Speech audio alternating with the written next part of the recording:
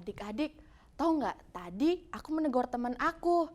Aku tahu dia sedang berbohong, tapi aku berani untuk menegur teman aku. Nah, adik-adik, kalau adik-adik menegur teman yang sedang berbohong, kira-kira berani nggak ya? Halo Kak Hana. Halo Kak Fian. Kak Hana, Ya. kita kan sudah mau memulai ibadah. Nah, adik-adik yang ada di rumah, yuk sama-sama kita siapkan hati kita, pikiran kita untuk kita memulaikan ibadah kita. Mari kita sama-sama satu dalam doa. Tuhan Yesus, terima kasih pada hari ini kami mau mulai ibadah sekolah minggu. Berkati Tuhan dalam nama Tuhan Yesus, haleluya, amin. Kak Fian, Ya? tadi aku cerita sama adik-adik kalau aku itu berani untuk menegur teman aku yang sedang berbohong. Wah, bagus itu Kak Hana. Nah, Kak Fian berani juga nggak menegur temannya yang sedang berbohong? Oh, tentu saja Kak Fian berani dong. Karena sama seperti Daniel yang selalu pegang kebenaran. Nah, adik-adik yang ada di rumah, yuk sama-sama kita bangkit berdiri, kita angkat pujian, beranilah seperti Daniel. Haleluya. Kita pakai gerakan ya adik-adik ya. Ayo semangat. Beranilah seperti Daniel yang pegang terus kebenaran, meskipun dalam goa tetap percaya Tuhan. Beranilah seperti Daniel yang pegang terus kebenaran, meskipun dalam goa tetap percaya Tuhan.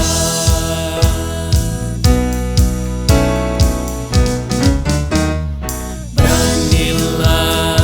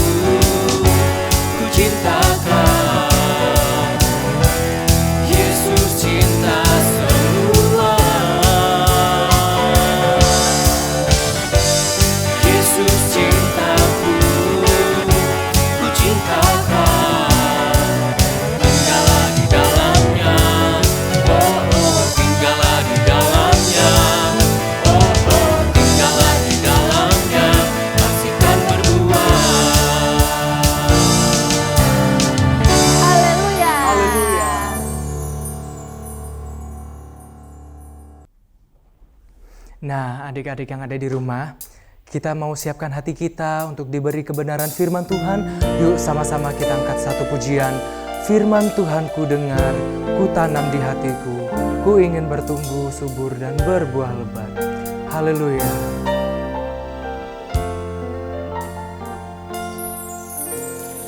Firman Tuhan ku dengar, ku tanam di hatiku, ku ingin bertumbuh subur dan berbuah lebat. Yesus, tolong padaku. Firman Tuhan ku dengar, ku tanam di hatiku, ku ingin bertumbuh subur dan berbuah lebat. Yesus, tolong padaku.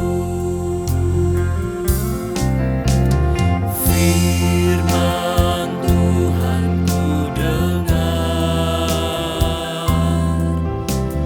ku tanam di hatiku, ku ingin bertumbuh subur dan berbuah lebat.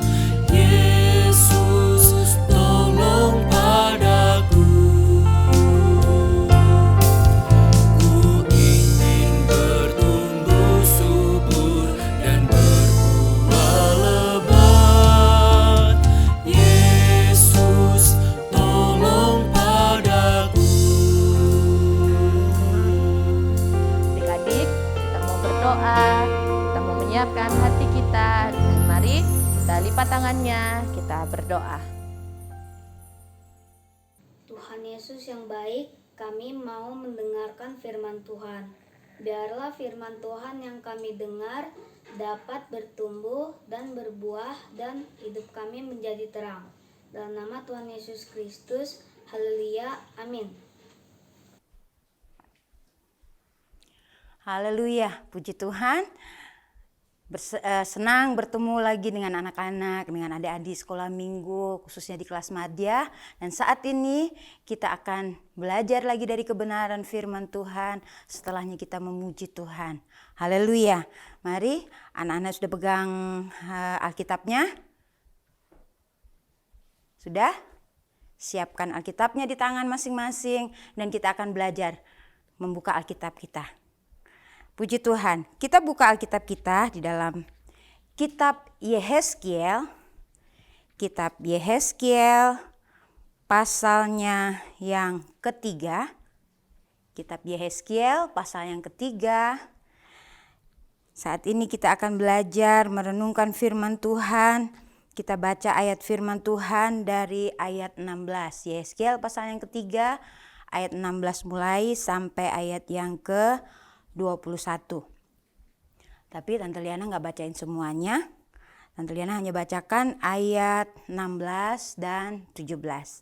Sudah dapat? Yang sudah dapat katakan amin. Puji Tuhan. Kita baca sama-sama. Yehezkiel pasal yang ketiga ayat yang ke-16. Sesudah 7 hari datanglah firman Tuhan kepadaku. Hai anak manusia, aku telah menetapkan engkau menjadi penjaga kaum Israel. Bila mana engkau mendengarkan sesuatu firman daripadaku, peringatkanlah mereka atas namaku. Puji Tuhan, ayat firman Tuhan yang sudah kita baca saat ini bertemakan Yehezkiel dipanggil menjadi penjaga Israel. Ulangi lagi, tema kita hari ini Yehezkiel dipanggil menjadi penjaga Israel. Nah, anak-anak yang dikasih Tuhan, artinya apa ya penjaga Israel? Emang kita harus pergi ke Israel sana untuk menjaga itu. Bukan demikian juga, ya. Artinya kalau saat ini kita mendengar firman Tuhan dari ayat yang sudah kita baca tadi, ayat 16 dan 17, datanglah firman Tuhan kepadaku, hai anak manusia, aku telah menetapkan engkau menjadi penjaga kaum Israel. Artinya pada waktu itu firman Tuhan datang kepada Yeskiel untuk menjaga umatnya, umat Israel pada waktu itu. Karena apa? Karena umat Israel pada waktu itu mereka ada di dalam pembuangan. Pembuangan, emangnya sampah? Bukan juga. Mereka dibawa kepada satu tempat di mana Tuhan ternyata mau memproses mereka. Di tempat itulah bangsa Israel, ya, orang-orang di sana, di tempat itu mereka mulai melakukan hal-hal yang tidak berkenan kepada Tuhan. Mulai melakukan kejahatan-kejahatan yang tentunya Tuhan tidak suka. Sehingga firman Tuhan datang kepada Yeskiel dan memerintahkan Yeskiel untuk menjaga Israel. Menjaga dalam arti supaya Yeskiel nanti yang akan dipakai oleh Tuhan menjadi nabi Tuhan untuk menyampaikan firman Tuhan. Ya kan? Ayat 17 tadi katakan di bagian kalimat terakhir, peringatkanlah mereka atas namaku. Artinya apa yang difirmankan oleh Tuhan nanti kepada Yeskiel untuk umat Israel harus disampaikan. Itu artinya penjaga Israel. Nah, anak-anak yang dikasih Tuhan Yesus Kristus, Yeskiel ini pada waktu itu hidup di tengah-tengah bangsa Israel yang seperti Tante Liana tadi katakan bahwa orang Israel pada waktu itu udah mulai melakukan kejahatan-kejahatan yang Tuhan tidak suka. Kejahatannya apa ya? Kejahatannya, kalau kalian belajar, kalau kalian baca, kalian kan gede ya, kelas madya itu kelas 4 sampai kelas 6. Harus suka membaca firman Tuhan. Coba kalau kalian pelajari di kitab Yeskiel itu, banyak sekali kejahatan-kejahatan yang dilakukan oleh umat Israel. Contohnya, mereka mulai datang ke gunung-gunung, mereka mulai mendirikan di bukit-bukit itu mezbah persembahan. Buat siapa?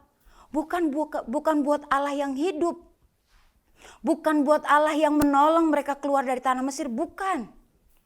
Mereka malah mendirikan mezbah persembahan buat berhala-berhala. Wah, berhala apa lagi tuh Tante? Berhala itu pada waktu itu mereka menyembah gunung, mereka menyembah patung. Pokoknya yang mendukakan hati Tuhan. Tuhan gak suka, Tuhan tidak senang kalau ada umatnya yang menyembah selain Dia. Artinya di 10 perintah Tuhan di sana dikatakan bahwa jangan ada padamu ilah lain di hadapanku. Itu yang membuat Tuhan tidak suka. Itu yang membuat Tuhan marah. Nah, pada waktu itu dilakukan lagi oleh umat Israel pada waktu itu. Nah, anak-anak dikasih Tuhan Yesus Kristus, Yeskiel hidup di tengah-tengah orang-orang yang demikian. Ya. Kalau saat ini kita juga sedang hidup, anak-anak Tuhan itu kita ini orang-orang yang percaya kepada Tuhan, kita pun sedang hidup di zaman yang seperti itu. Sekalipun tidak sama persis pada zamannya Yeskiel, tidak. Tetapi zaman yang kita hidupi hari-hari ini, seperti yang sudah tertulis di dalam 2 Timotius pasal yang ketiga, itu adalah gambaran, bisa dikatakan gambaran yang pada waktu itu dihadapi oleh Yeskiel, ya. Tapi keadaan zaman sekarang ini keadaannya seperti ini. Alkitab sudah menuliskan itu. 2 Timotius pasal yang ketiga, mulai ayat yang pertama. Nanti kalian baca ya. Jangan pasif, tapi kalian harus aktif juga membacanya. Tante Liana baca ayat yang pertama, 2 Timotius 3. Ayat yang pertama, ketahuilah bahwa pada hari-hari terakhir akan datang masa yang sukar. Manusia akan mencintai diri sendiri, menjadi hamba uang. Mereka akan membual dan menyombongkan diri dan akan menjadi pemfitnah. Mereka akan berontak terhadap orang tua dan tidak tahu berterima kasih, tidak mempedulikan agama. Hal yang hampir sama dilakukan oleh umat Israel pada waktu itu. Manusia mencintai diri sendiri. Kalau sekarang kita lihat, siapa elu, siapa gue. Kan gitu, siapa kamu, siapa aku, udah gak peduli lagi. kejahatan yang dilakukan oleh manusia sekarang. Manusia menjadi hamba uang. Kerja terus. Ibadahnya nanti dulu deh.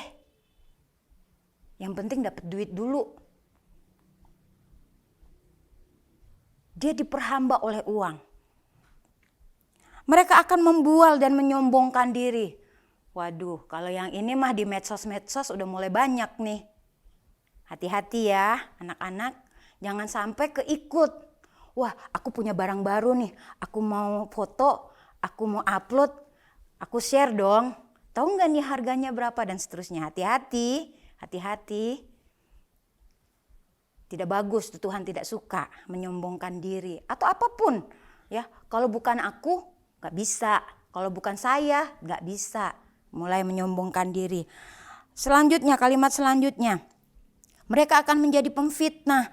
Mereka akan berontak terhadap orang tua. Nah, kalau dikasih tahu lebih galakan anaknya daripada mama papanya. Bahaya nih. Ya, contoh-contoh yang sekarang nih, orang jahat pada waktu zamannya Yehezkiel, pada waktu firman Tuhan itu datang, mereka berhalanya banyak, ya.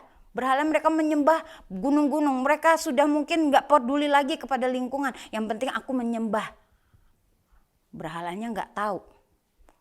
Dia mengagungkan gunung-gunung. Padahal gunung-gunung juga ciptaan Tuhan. Harusnya yang diciptakan kan yang lebih tinggi, yaitu penciptanya. Tetapi pada waktu itu mereka mulai mementingkan diri sendiri. Saya aman kok, saya nyaman kok dengan menyembah gunung dan sebagainya. Mungkin.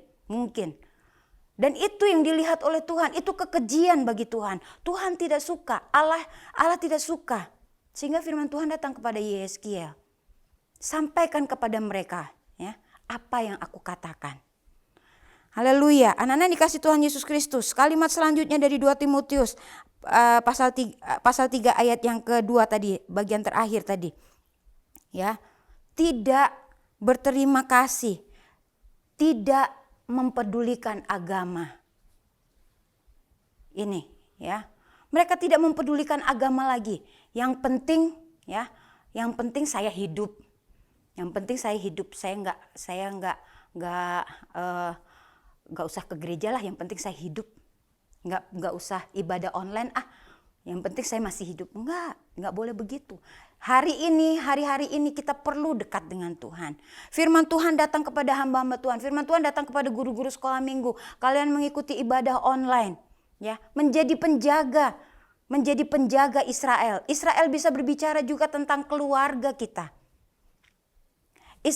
Penjaga Israel juga bisa berbicara tentang keadaan di sekitar kita. Israel sekarang. Israel yaitu orang-orang yang percaya kepada Tuhan. Kita perlu menjaganya. Israel itu bisa bicara dengan gambaran lingkungan kita, keluarga kita. Haleluya. Jangan sampai keluarga kita, mungkin papa, mama, tante, atau siapapun yang ada di lingkungan kita mulai menyimpang, mulai nggak peduli agama lagi, mulai nggak mau beribadah lagi, nggak mau aku ibadah-ibadan, aku nggak mau melakukan firman Tuhan. Kalian sekalipun masih kecil, ya, sekalipun masih kecil, orang anggap aku masih kecil, orang bilang aku masih nggak bagus nasihatin orang tua. Lihat firman Tuhan. Yehezkiel pun Tuhan mau pakai. Siapa Yehezkiel? Tetapi kalau Tuhan sudah mau pakai, harus berani menegur, ya. Menjaga Israel, Yehezkiel dipakai untuk menegur. Ya, kalau kalian baca di Yehezkiel 3 tadi ayatnya yang ke-16, 17 dan seterusnya sampai ayat 21 di sana, ada orang-orang jahat harus dinasehati, harus dikasih tahu kesalahannya. Tapi juga nggak boleh sembarangan. Firman Tuhan tadi katakan, memerintahkan kepada Yehezkiel pun, firman Tuhan katakan, peringatkanlah mereka atas namaku. Harus bersaksi juga artinya. Nyatakan bahwa Yesuslah juru selamat. Yehezkiel juga demikian. Dia harus membawa Israel kembali kepada Tuhan. Membawa Israel untuk kembali menyembah Tuhan. Banyak hal yang sudah dilakukan Israel yang tidak berkenan di hati Tuhan. Dan Tuhan mau pakai orang-orang termasuk Yehezkiel untuk kembali meluruskan Israel untuk kembali kepada Tuhan. Puji Tuhan, anak-anak Madya yang dikasihi Tuhan Yesus Kristus. apapun kalau Tuhan mau pakai kita, biarlah kita mau berserah kepada Tuhan. Kalau Tuhan mau datang kepada kita untuk kita menegur mungkin, apa sih menegur? Ngasih tahu, itu nggak boleh loh. Contoh sederhananya, marah-marah sama orang tua, ya boleh nggak? Alkitab katakan nggak boleh. Jangan melawan orang tua, tunduk kepada orang tua. Itu saja contoh sederhananya. Kasih tahu, tegur. Itulah fungsinya penjaga Israel. Itulah fungsinya penjaga keluarga. Jangan merasa masih kecil. Tapi kalau kita tahu firman Tuhan, harus kita perkatakan. Haleluya. Puji Tuhan. Sebelum kita masuk di dalam doa kita kepada Tuhan, mengakhiri firman Tuhan, ada satu ayat hafalan ya yang akan bukan hanya sekedar kita hafal, tapi harus kita ingat dan menjadi perenungan kita. Haleluya. Sekali lagi buka Alkitabnya. Siap-siap buka di dalam 2 Timotius pasalnya yang pertama. 2 Timotius 1. 2 Timotius 1 ayatnya yang ke-8. Yang sudah dapat katakan amin. Ya, siap? 2 Timotius 1 ayat yang ke-8. Sama-sama kita akan baca. 2 Timotius 1 ayatnya yang ke-8. 2, 3. Jadi, janganlah malu bersaksi tentang Tuhan kita. Dan janganlah malu karena aku seorang hukuman karena Dia. Melainkan ikutlah menderita bagi Injilnya oleh kekuatan Allah. Artinya apa? Sekalipun kita menyampaikan firman Tuhan, ada kalanya kita masih kecil. Ngapain nasehatin orang tua dan sebagainya. Tapi kalau itu firman Tuhan yang harus kita nyatakan, nyatakan. Sekali lagi kita baca. 2 Timotius pasal yang pertama ayatnya yang ke-8. 2, 3. Jadi janganlah malu bersaksi tentang Tuhan kita. Dan janganlah malu karena aku seorang hukuman karena Dia. Melainkan ikutlah menderita bagi Injilnya oleh kekuatan Allah. Amin. Kiranya Tuhan tolong kita semua supaya kita bisa belajar, merenungkan dan melakukan firman Tuhan. Puji Tuhan. Tutup Alkitabnya. Kita akan masuk di dalam doa. Haleluya. Terima kasih Tuhan Yesus yang baik. Terima kasih buat kebenaran firman-Mu. Tuhan sudah datang melalui kebenaran firman-Mu saat ini, mengingatkan kami, menegur kami, supaya kami tetap hidup menurut kehendak-Mu, menurut firman-Mu, dan kami juga akan menjadi penjaga-penjaga Israel, yang artinya kami harus menjaga iman kami, menjaga lingkungan keluarga kami, menjaga lingkungan sekitar kami, orang-orang yang percaya kepada Engkau, supaya kami tidak meninggalkan Engkau, supaya kami tidak melakukan kejahatan-kejahatan yang tidak berkenan kepada Engkau. Justru Tuhan, kami harus lebih maju lagi. Kami tidak malu lagi untuk kami bersaksi tentang Engkau. Bersaksi bahwa Tuhanlah juru selamat kami yang sanggup dan bisa menolong kami. Bahkan sudah mati, bangkit, melawan maut, dan untuk menyelamatkan kami semua. Terima kasih buat anugerah-Mu, terima kasih buat firman-Mu. Tolong kami semua supaya kami bisa melakukan firman-Mu. Dan kami boleh menjadi berkat, menjadi saksi bagi banyak orang. Kami mengucap syukur, kami terima firman-Mu hanya di dalam nama Tuhan Yesus Kristus yang menjadi Tuhan dan Juru Selamat kami hidup. Haleluya. Amin.